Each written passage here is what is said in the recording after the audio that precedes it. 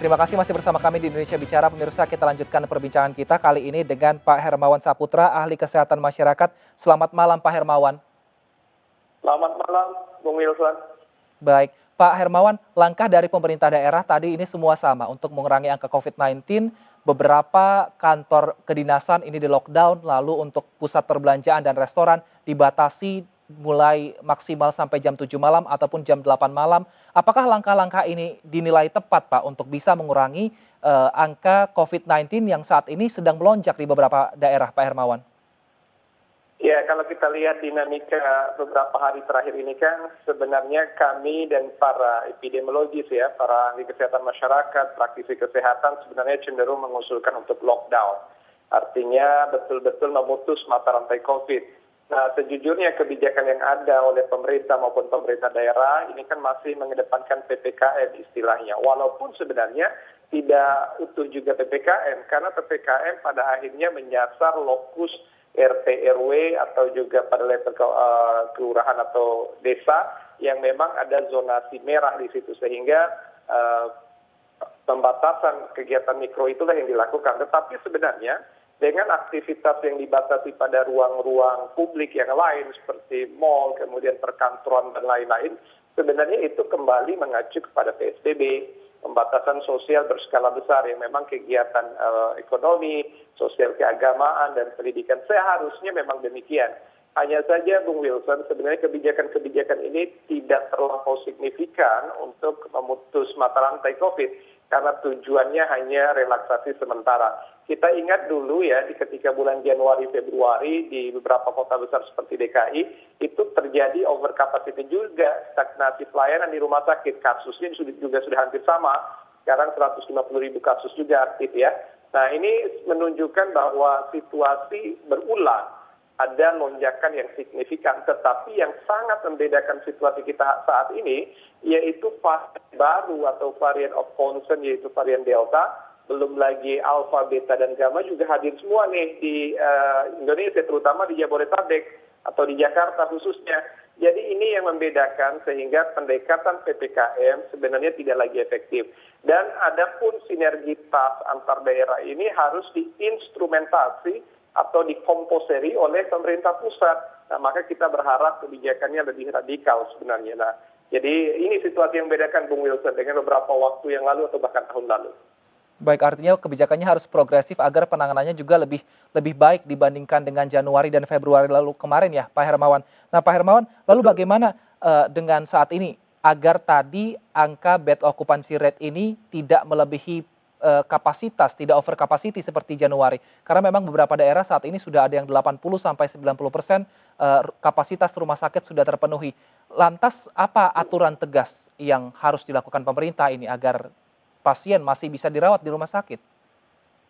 Ada 3 paling pendekatannya. Pendekatan yang cukup konvensional yaitu menambah jumlah tempat tidur. Tapi sebenarnya pendekatan ini, seberapapun kita berusaha menambah tempat tidur, ruang-ruang isolasi atau perawatan mandiri oleh pemerintah, tidak akan mampu mengikuti kecepatan kasus atau penyebaran virus corona ini. Itu yang pertama. Yang kedua sebenarnya ada penguatan komunitas. Penguatan komunitas ini bukan hanya berfokus pada perilaku individu yang 5M, tetapi yang namanya RT RW itu dilakukan konsolidasi oleh pemerintah agar membangkitkan kesadaran warga untuk menyiapkan ruang-ruang isolasi mandiri. Bayangkan aja kita memiliki 514 kabupaten kota, Bung Wilson. Kalau di dalam kabupaten ada 10 kecamatan, berarti kita memiliki 5.140 kecamatan. Kalau di dalam kecamatan kita rata-rata punya 20 desa, maka kita lebih dari 100.000 desa. Nah, belum lagi kalau kita bicara RT RW, maka kapitalisasi bisa sampai ratusan ribu RT RW akan menyiapkan setiap RT, katakanlah menyiapkan satu tempat untuk isolasi mandiri bagi warganya, terutama yang bergejala ringan atau tanpa gejala. Itu sangat membantu sekali, karena dengan adanya penyiapan ruang isolasi mandiri oleh RT atau komunitas, masyarakat akan terlindungi, dijauhkan dari kontaminasi langsung keluarga dan lingkungan, sekaligus dipenuhi kebutuhannya oleh warga juga. Nah, disinilah sisi kepedulian sosial dibangkitkan dengan adanya community empowerment, dan ini harus dilakukan, stimulannya tetap oleh pemerintah. Itu langkah yang kedua. Yang ketiga memang langkah drastis dari segi kebijakan, law enforcement. Ini tidak bisa ditawar. Sebenarnya kita selama ini mengalami subjektivitas dalam law enforcement. Ada daerah-daerah yang sangat longgar, ada daerah-daerah yang hanya menghimbau bahkan tidak ketat di dalam protokol kesehatan, ada juga daerah yang cukup ketat. Nah, unstandardized policy option inilah yang memang harus diinisiasi agar diselaraskan, diberikan standar yang kuat. Maka standar yang paling tepat di situasi seperti ini akan diusulkan untuk karantina wilayah, terutama pada level regional Jawa. Nah, itu sebenarnya yang menjadi opsi-opsi, Bung Wilson. Karantina wilayah sebenarnya sudah dilakukan oleh beberapa daerah, mungkin saat ini namanya PPKM Mikro atau yang zona merah ini akan di lockdown. Namun sepertinya ini sudah dilakukan dari akhir tahun lalu sampai sekarang angkanya masih naik turun, Pak. Apakah memang ini ada pola-pola musim-musimnya? Januari naik, lalu sekarang tengah tahun juga naik, sempat turun di Maret, namun turunnya juga tidak terlalu signifikan. Apakah memang ini menjadi pola untuk pandemi COVID-19 saat ini di Indonesia? Mas Wilson, sebenarnya karantina wilayah belum pernah ada yang melakukannya, termasuk pemerintah daerah.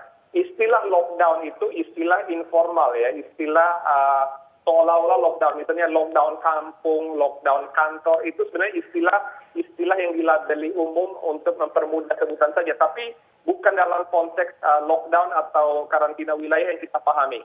Karantina wilayah itu harus ada peraturan pemerintah baru ya, atau political dan policy option dari pemerintah. Jadi political will-nya harus datang dari pemerintah, seperti hanya PSBB.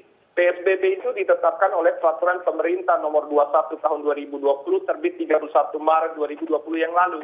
Nah, itu adalah payung kebijakan yang menjadi acuan nasional baik oleh pemerintah pusat, gubernur, bupati atau wali kota. Nah, Baik. bila ada kebijakan lockdown dalam arti karantina wilayah, di situ juga akan seperti ini. Artinya dilahirkan melalui kebijakan yang bersumber dari Undang-Undang Nomor 6 Tahun 2018 tentang kekarantinaan kesehatan.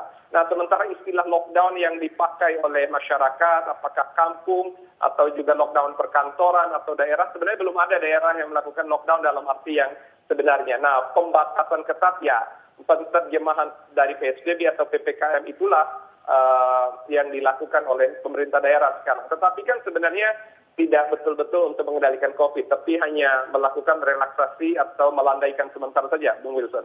Baik, Pak Hermawan, memang pemerintah saat ini meskipun dinilai tadi kebijakannya belum maksimal, namun peran pemerintah tidak 100% untuk menangani pandemi COVID-19. Ada warga juga peran yang cukup tinggi.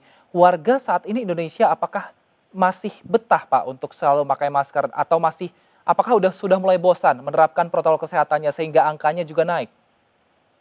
Memang terjadi kejenuhan yang luar biasa ya. Jangankan masyarakat umum, awam, tenaga kesehatan juga sudah lelah dan juga sebagian sudah kolaps ya. Artinya memang kita ini jenuh karena kasus terus meninggi dan sumber daya kita tidak mampu menampung semua beban dari pandemi COVID ini. Namun demikian, sebenarnya perilaku masyarakat ini tergolong melalui 4 situasi saja. Pertama, ada masyarakat yang tahu dan paham, tetapi belum tercermin dalam sikap. Tapi ada juga masyarakat tahu dan paham dan tercermin dalam sikap. Ada yang tidak mau dan tidak mau paham juga, tetapi juga ada sebenarnya yang menunggu dan ingin agar pemerintah ini betul-betul mengkampanyekan dan berkolaborasi bersama masyarakat. Nah, masyarakat kita tetap menghimbau pada 2 aspek, individu dan komunitas.